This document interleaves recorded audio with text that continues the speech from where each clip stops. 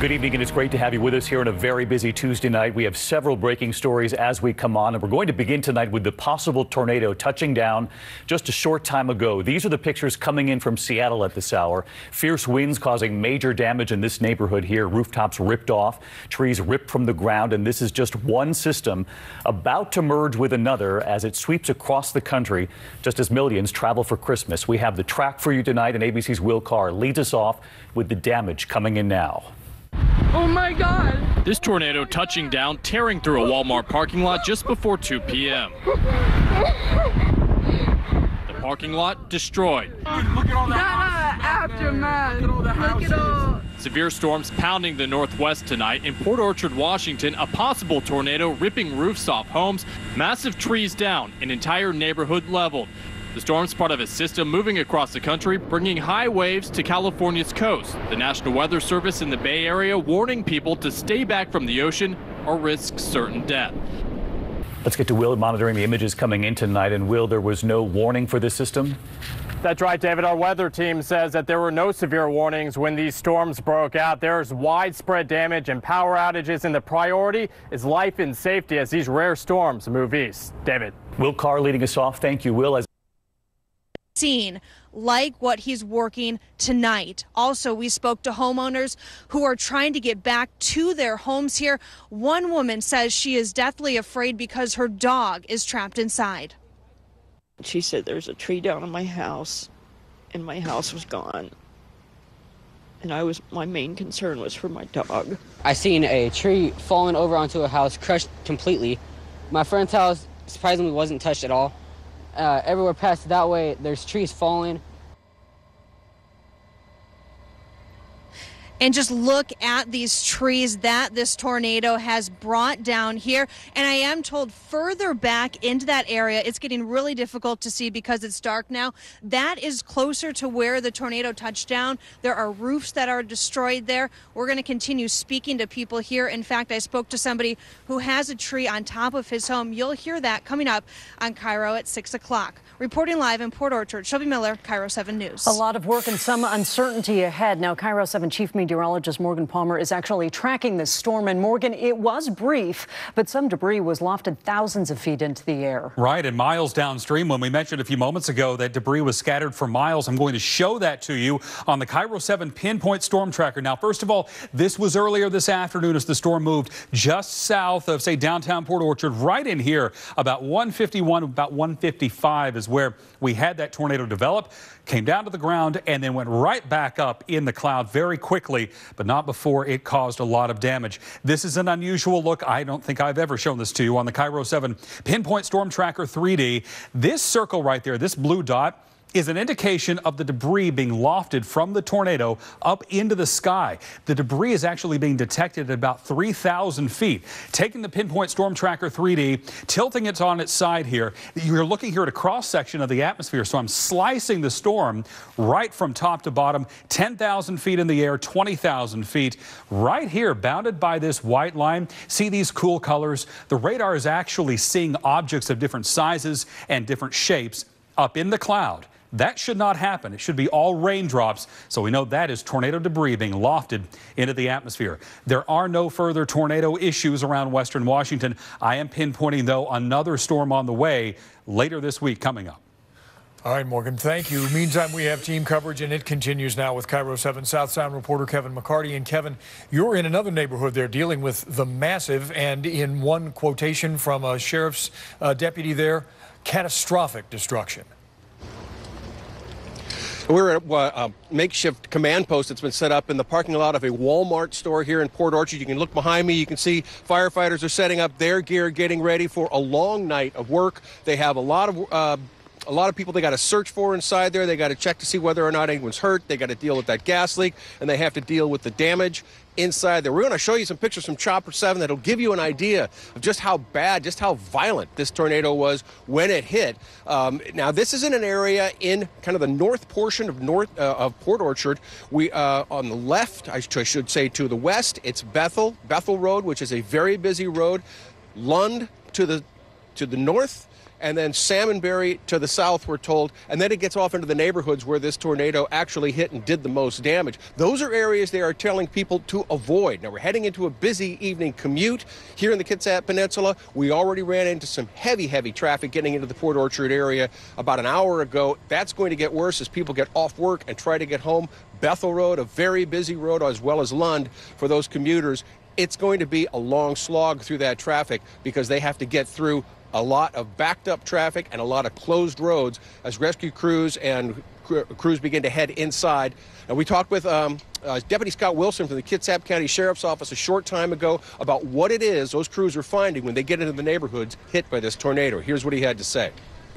Touchdown in the vicinity of the intersection of Bethel Road southeast and southeast of Lund, and went in a northeast direction behind Walmart store and caused chaotic damage to several neighborhoods. We've got various roads that have sustained damage to homes. Some homes are uninhabitable, others are just damaged to the point where there's going to be a lot of repair work.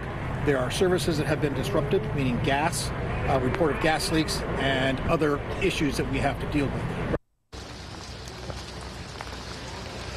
Now, when we spoke with Deputy Wilson, he told us at this point there are no reported injuries from this, but he said they don't know that no one has been hurt. There are just no reported injuries at this point. So what crews are doing here is preparing to go into the devastated area, into the neighborhood that was hit, and conduct a house-by-house search to see whether or not there's anyone in there that's hurt, that has not been able to call for help, or anybody who's trapped inside that debris in the neighborhood. He said that's going to take several hours, and they're just now getting geared up to do that. As you can see, it's still raining here in Port Orchard. They're letting people know if you don't need to come to the area, don't come here, because there's going to be a lot of backed up traffic and a lot of crews that are heading into this area to try to go into there and search. So we're waiting for another briefing from the Kitsap County Sheriff's Office and the Washington State Patrol, who's also assisting here. We'll bring that to you when we can. Live in Port Orchard, Kevin McCarty, KIRO 7 News. You touched on some of the work ahead. Some of the work has been accomplished. In the last 30 minutes, schools in the area around Port Orchard, they have had their power restored. Now, buses will be late. Students at Boys and Girls Club and YMCA programs will stay put for parent pickup. Now, take another good look at the tornado in action above the strip mall in Port Orchard. Look at that debris flying in the air. As Morgan mentioned, 6,000 feet in the air plus. We've shown you some of the damage. This is some of the debris as it went flying, and you can see the people in that parking lot just trying to get out of there. They were so surprised. This came without warning, and you are not expecting a tornado in that area. People really panicked, and then Chopper 7 taking us over the area in full daylight so you can see all of the damage there. Kevin McCarty was talking about how so many of those homes need to be searched. In this video, you can see why. Perhaps there are pets, perhaps there are people, hopefully not, that are still trapped inside, but that is quite a mess that crews are going to have to get through tonight. You are looking at this Chopper 7 video not long after the event, the tornado blew through. You can almost see the path of destruction as it went over those homes, through that stand of trees, and as Morgan pointed out during our live coverage earlier this afternoon, snapped those huge trees off down near the base. There, the remnants of what looks like is some sort of storage area, and then the back of some retail shops. The roofs completely destroyed, blown away. Cars destroyed after damage from buildings toppled onto them. And again, people left standing in the middle of the destruction saying, what in the world happened? We have never seen anything like this. Just amazing pictures from Chopper 7 earlier today. And through all of this, at this point, no reports of any serious injuries at all. And we saw earlier in our coverage people actually going back to those homes and trying to put plastic over the windows even after they had been told you better evacuate because of gas leaks and power lines down. Absolutely. Lots of live power lines down. They were really concerned about that. But again, at this point, we have heard no reports of any significant injuries. We hope that that status will maintain throughout the evening as those emergency crews go into that neighborhood right now and check on everybody. Look into any reports of people who haven't been heard from. As you see, some of the residents earlier this afternoon just grabbed what looked to be a couple of blankets perhaps and just leaving to go to one of the evacuation centers or to friends and family. Now, because of the damage and because of the ongoing problems associated with gas leaks, power lines, KIRO 7 mobilized our entire newsroom for this story. Monique, it's very dark. The intersection where we are right now is Bethel Road Southeast and Sedgwick Road. You can see that backup up there. It took us a long time to get here from the freeway. Lots of people trying to make their way into Port Orchard tonight. It is dark and it is very wet, and there are downed power lines, and that is one reason they are being so careful and blocking off this entire grid around the area. Let's get up to Chopper 7 to show you why this looks so, how hard it is to navigate through here in the dark right now, because these winds whipped through here. They just toppled trees and pulled them apart, kind of like Lincoln logs, and left them there. Some hit those homes. Wind pulled the roofs off of some of those houses. And I can tell you, this rain is really coming down. That's another reason why they've set up a shelter at St. Gabriel's Church so that people can find a place to go. And we're told the deputies are going from home to home because they're concerned about gas leaks, downed power lines, concerned people could be trapped. Really making sure that folks, if they weren't home when this happened, that they do not try to go into this entire area that's been shut down, because they want to make sure, first of all, that people are safe. Second of all, later they'll worry about property. Back here live now, I want to just show you how seriously they're taking these road closures. They have deputies blocking off the roads. We have seen some power crews coming through. They're working in the dark tonight, doing all they can to bring back the power here so they can keep working and get a better look at all of that damage. And again, some folks still just trying to make it home from work because of the power outage. There is a lot of traffic. Live in Port Orchard tonight, Allison Grandy, KIRO 7 News. It is going to be a tough night for a lot of people, Allison. Our team coverage continues now with KIRO 7's Gary Horker. He is live at a roadblock in Port Orchard and just obtained some new video of that tornado touching down. Gary? Yeah, first I want to show you what's going on all sides of Port Orchard. Right behind me, we're at the intersection of Southeast Lund and Bethel Road Southeast. Usually a very busy intersection at about this time of night, commuters trying to get home. We were in a 4-mile backup just to get to that barricade. They are not letting anyone, if you don't have a driver's license with ID, you are not getting into the neighborhoods that are affected by this tornado. And so we've got sheriff's deputies, we've got Port Orchard police barricading every street at every angle. Want to take you back to the video you mentioned before, Steve. Take a look at this video. It was shot by a KIRO 7 viewer. It was shot earlier today, just around 2 o'clock, from the window of a business as that tornado took off and started descending from the clouds above it and started looking like it was about to touch the ground over the Walmart, and then it was hitting the neighborhood just beyond it, just behind it.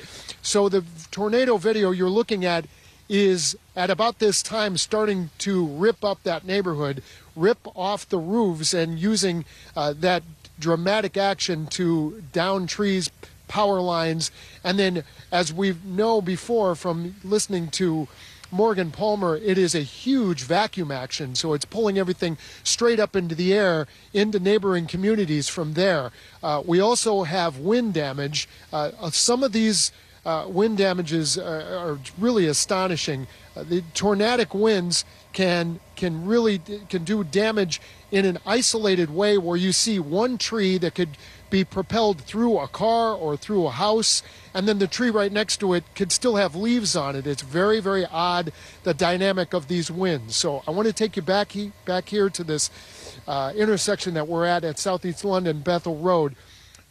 They want us to let everybody out there know. They don't want anybody in here looking. They won't even let media in here. We have crews who are trying to meet with equipment.